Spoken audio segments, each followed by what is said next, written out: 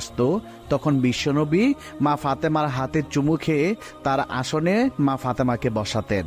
আবার বিশ্বনবী যখন মা ফাতেমার ঘরে যাইতো, তখন মা ফাতেমা বিশ্বনবীর হাত মোবারকে চুমু খেয়ে তারপর ফাতেমার আসনে নবীজিকে বসাতেন। মা আয়েশা আরো বলেন, আমি ফাতেমার মধ্যে নবী করিম সাল্লাল্লাহু আলাইহি সাল্লামের প্রতিটি গুণ লক্ষ্য করতে পেরেছি। নবী সাল্লাল্লাহু আলাইহি সাল্লামের সততা, আদর্শ এবং তার গঠন সম্পূর্ণ ফাতেমা রাদিয়াল্লাহু তাআলা আনহার মধ্যে ছিল।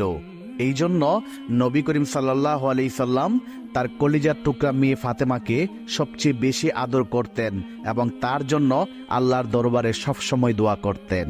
প্রিয় বন্ধুরা, আপনারা যদি মা ফাতেমা রাদিয়াল্লাহু তাআলা আনহার বিয়ের পরবর্তী জীবনের ঘটনাটা শুনতে চান, তাহলে অবশ্যই কমেন্ট করে জানাবেন। আমরা বিয়ের পরবর্তী জীবনের ঘটনাটি ভিডিও আকারে আপনাদের সামনে তুলে ধরব ইনশাআল্লাহ।